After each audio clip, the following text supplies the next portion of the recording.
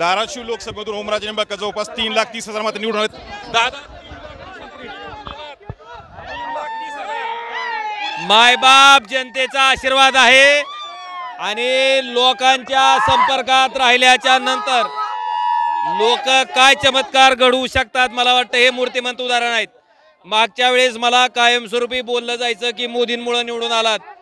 मला आपल्याला आवर्जून सांगायचंय की मागच्या वेळेस 1,27,000 इतक्या मताधिक्यानं मी निवडून आलो होतो, पण हिंदू हृदय सम्राट शिवसेना प्रमुख बाळासाहेब ठाकरे यांना मानणारा शिवसैनिक, हाडाचा शिवसैनिक, ज्या पद्धतीनं शिवसेनेचा पक्ष हिरावून घेतला गेला, चिन्ह हिरावून घेतलं गेलं, मला वाटते त्या गद्दार लोकाला आणि भारतीय जनता पार्टीला जनतेनं दिलेला हा 3,30,000 मताचा निब्बर हाबाड आहे।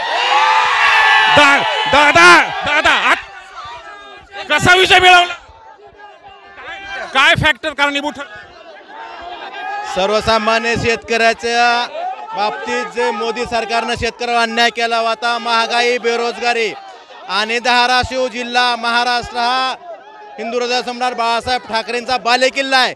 हे आजच्या 3,30,000 मताच्या लीडनं हे पूर्ण देशाला आणि ज्यांनी इथून सभा घेतली की त्यांना दाखवून दिलं धाराशिव जनतेनं की हा जिल्हा हिंदू हृदय सम्राट बाळासाहेब ठाकरेंचा बालेकिल्ला आहे। आता पहिलं काम काय करणार, पहिलं काम काय? मायबाप जनतेच्या आशीर्वादानं आलोय।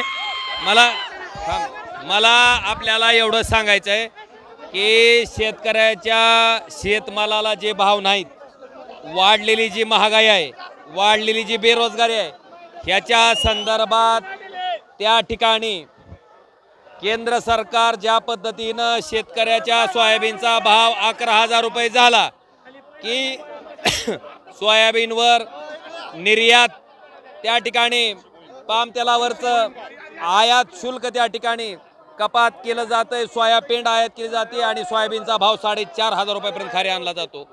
कांदा 60 रुपयाला गेला की कांद्यावर निर्यात बंदी आणली जाते।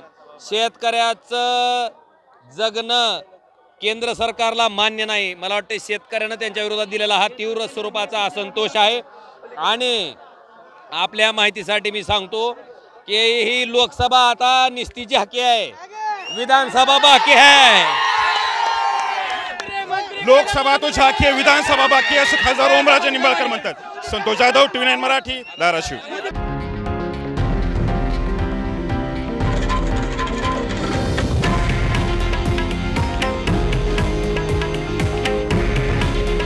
हे आहे देशातील नंबर 1 न्यूज नेटवर्क आणि आपण पाहत आहात TV9 मराठी। काळजी तुमची, हित महाराष्ट्राचं।